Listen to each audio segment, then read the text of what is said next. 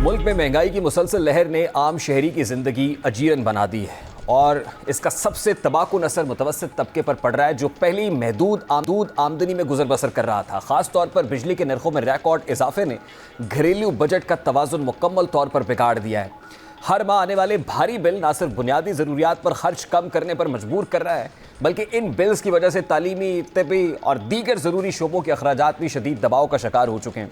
शायद यही वजह है कि अब हुकूमत प्रोटेक्टेड सारिफीन के लिए रिलीफ प्रोग्राम मुतारिफ कराने पर गौर कर रही है और इस हवाले से वज़ीर आज़म शहबाज शरीफ ने प्रोटेक्टेड सारिफीन के हवाले से शिकायत का नोटिस लिया है और इस मामले पर आला सतही कमेटी बनाई जाएगी जो प्रोटेक्टेड सारिफीन की हद 300 यूनिट करने पर गौर करेगी। ज़राए के मुताबिक 201 यूनिट्स इस्तेमाल करने वाले सारिफीन 6 माह तक प्रोटेक्टेड कैटेगरी से निकल जाते हैं। सारिफीन को प्रोटेक्टेड कैटेगरी से निकलने के बाद 6 माह तक तकरीबन 5,000 रुपये माहाना इजाफी बिल देना पड़ता है, लेकिन अब कमेटी प्रोटेक्टेड कैटेगरी को 200 यूनिट्स तक महदूद रखने या 300 यूनिट्स तक रिलीफ देने पर रिपोर्ट तैयार करेगी और मीडिया रिपोर्ट्स के मुताबिक प्रोटेक्टेड कैटेगरी 201 यूनिट्स की बजाय 301 यूनिट्स तक करने की तजवीज़ ज़ेरे गौर है।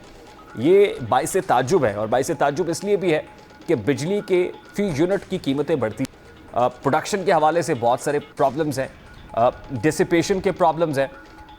ऐसे में सरकार कैसे मुतहम्मिल हो सकती है कि सारिफीन को इतना बड़ा रिलीफ दे कि प्रोटेक्टेड सारिफीन की कैटेगरी को 200 यूनिट से बढ़ा के इस स्लैब को 301 यूनिट्स तक ले जाए, और एक ऐसे वक्त में जब हम IMF प्रोग्राम में भी हैं। डॉक्टर शुएब जो एनर्जी एक्सपर्ट हैं, इस वक्त उन्होंने ज्वाइन किया, उनसे बात करेंगे। अस्सलाम वालेकुम डॉक्टर साहब, बहुत बहुत शुक्रिया आपके वक्त के लिए। डॉक्टर साहब, 201 यूनिट से जो प्रोटेक्टेड सारिफीन की कैटेगरी है उसको बढ़ा के 301 यूनिट्स तक करने का एक प्लान ज़ेरे गौर है, ये मंसूबा सामने आया है। ये प्रैक्टिकली पॉसिबल भी है at this point in time हुकूमत के लिए कि वो इस कैटेगरी को एक्सटेंड करे 301 यूनिट्स तक?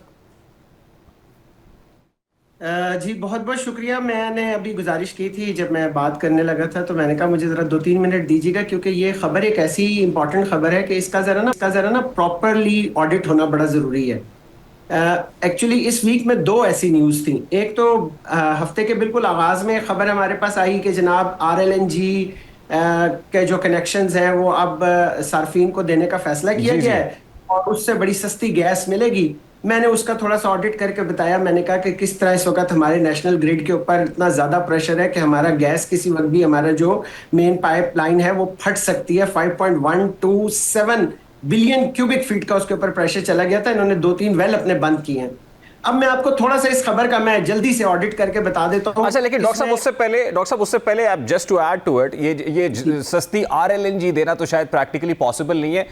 उस खबर का क्रक्स ये था कि अगर जो नए कनेक्शंस हैं उस पर RLNG होगी और जिस रेट के ऊपर होगी, जो यूनिट उसका जिस तरह से पड़ेगा, उस पर जो लोग इसको हासिल करना चाहते हैं, लगवाना चाहते हैं, वो उन यूनिट्स के मुताबिक अगर एग्री करेंगे और फिर कोई तादीबी कार्रवाई नहीं करेंगे तो फिर तो प्रैक्टिकली पॉसिबल है। और वो यूनिट ज़ाहिर है जो इस वक्त हमें सुई गैस मैसर है उसके बराबर तो कतई नहीं है, उससे कहीं ज़्यादा एक्सपेंसिव है। तो ये एक डिक्लेरेशन भी मांग रहे थे वो सारिफीन से।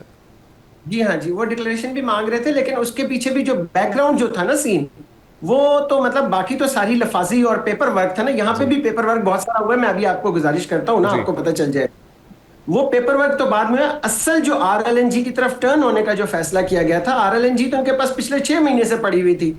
इनके 9 कार्गो शिप्स आने थे जो इन्होंने 24-25 के लिए इन्होंने डील किए थे, और उसमें से भी अब इन्होंने तय ये किया था कि भाई हमारे, चूंकि इन्होंने पावर प्लांट्स बंद कर दिए थे जिन लोगों के साथ इनका डिस्प्यूट चल रहा था, तो वो भी इनका एक कार्गो ये भेज रहे थे ओपन सीज के अंदर जाकर उसको ओपन मार्केट में सेल करने का। और उस पर कतर गवर्नमेंट ने ये किया, उन्होंने कहा कि जी अगर प्रॉफिट होगा तो हम लेंगे, लॉस होगा तो आपको बर्दाश्त करना पड़ेगा।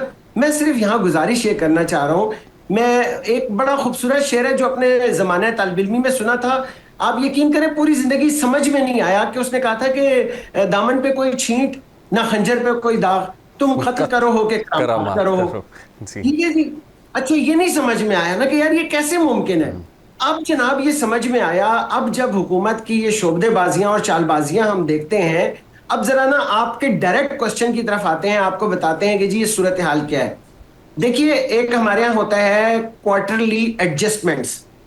क्या करते हैं ये लोग, ये 3 महीने का एक प्लान डिसाइड करते हैं, उसमें जो इनकी प्रोडक्शन कॉस्ट है, उसके अंदर जो भी इनका बाकी तमाम सारे मसाइल, अब बहुत सारी टेक्निकल चीजें हैं, नाजरीन को मैं उसमें मजीद उलझाना नहीं चाह रहा, ये अपनी एक बजटिंग करते हैं, उस बजटिंग के मुताबिक ये बिल इशू करते हैं और उन बिल्स के तहत ये पैसे लोगों से ले लेते हैं। ठीक है जी। इस वक्त सूरत हाल ये है, आप सुन के मतलब वो कहते हैं ना, मैं सर को पीटूं या जिगर को रूं, हैरान हूं 1,28,000 दिल को या आपके जीगू। नए कनेक्शंस की जो एप्लीकेशंस है वो पेंडिंग पड़ी है। जरा प्लीज सुनिएगा, मैं आपको बताऊं हो क्या रहा है हमारे साथ। 1,01,070 मेगावाट हमारा इस वक्त अनयूज्ड है सिस्टम के अंदर, हम यूज ही नहीं कर पा रहे। एक्सेस है जी, एक्सेस है आपके पास। 40,000 के आपके 4,000 आपके नेट मीटर की जो एप्लीकेशन आई थी, इन्होंने उनको पेंडिंग रखा हुआ है, उनकी डेट एक्सपायर हो गई है, ये उनको नहीं दे रहे हैं। इनको पता है अगर इनको हमने दिया नेट मीटर, ये बिजली खुद बना लेंगे, हमारे सिस्टम पे और प्रेशर आ जाएगा, हम उस बिजली का क्या करेंगे, क्योंकि आपको ये शायद इल्म में है या नहीं, हमारे पास स्टोरेज कैपेसिटी नहीं है ना। ठीक है। अच्छा, इससे भी बढ़ के आपको जुल्म बताऊं, 70,000 मीटर आपके इस वक्त बिजली के खराब पड़े हुए हैं, जिनके ऊपर ये एक अंदाजे के मुताबिक बिलिंग कर रहे हैं।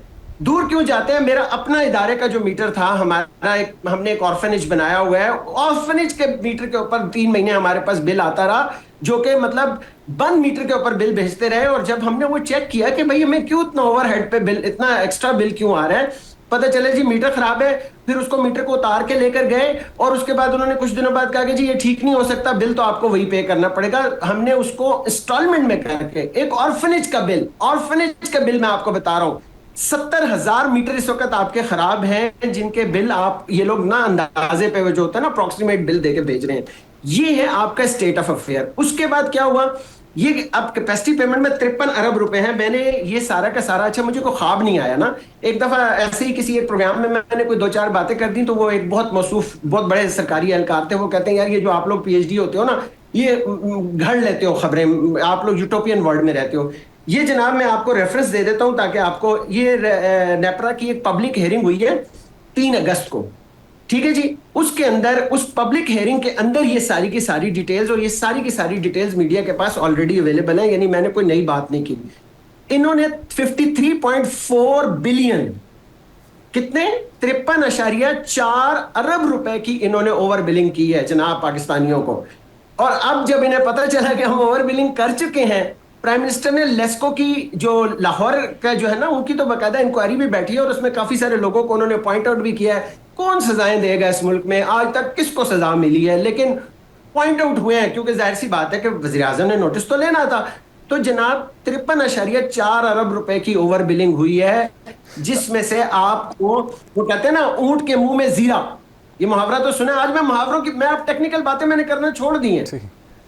53.4 अरब रुपए की आपसे ओवर बिलिंग करके अब जनाब आपको वो ₹1.80 का रिलीफ दे रहे हैं पर यूनिट।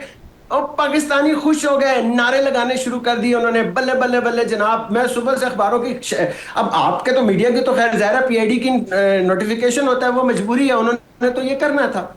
अब जनाब आपको ये पैसे देंगे कहां से और कब देंगे? अगस्त से अक्टूबर के दरमियान आपको ये रिलीफ मिलेगा। और वो रिलीफ कैसे मिलेगा जनाब? वो इस तरह से मिलेगा कि आपका 53 जो है वो 13 अरब रुपए इन्होंने बचत की है। कहां से जी? नीलम झेलम प्रोजेक्ट से। वो प्रोजेक्ट बंद पड़ा हुआ है, उसके इन्होंने पैसे देने थे, जो कैपेसिटी चार्जेस होते हैं, वो चूंकि बंद पड़ा हुआ है, अब उन्हें पे नहीं करना, तो लिहाजा बड़ी खुशियां मनाई जा रही हैं कि जी वो बंद प्रोजेक्ट के हमने। डॉक्टर साहब यहाँ पे दो चीजें जरा और आसान करके समझा दीजिएगा। एक तो एक्सेस प्रोडक्शन है, हमारे पास इलेक्ट्रिसिटी पड़ी हुई है, आपने कहा स्टोरेज कैपेसिटी नहीं। दूसरा ये कि हम ऑलरेडी बिल दे चुके हैं ओवर बिलिंग की सूरत में जी। तो क्या मतलब, एक तो एक्सेस है, जाहिर है उसको कहीं ना कहीं डिस्ट्रीब्यूट करना है, दूसरा ये कि जो ओवर बिलिंग हुई है, क्या दोनों चीजें कॉम्पनसेट करना मकसूद है और कॉम्पनसेशन हो जाएगी इससे? वो मतलब उसके लिए उन्होंने रिलीफ कहां से निकाला है? हमारे यहाँ तो हम तो वो रेचिट इफेक्ट पे चलते हैं ना। इकोनॉमिक्स की एक इस्तेलाह है रेचिट इफेक्ट। रेचिट इफेक्ट ये होता है कि आपने 100 रुपए से 150 को जब ये पता चला हमारे पास इतने रुपए फालतू बच रहे हैं, तो वो तो अपने अल्ले तल्लों में और उसमें हमने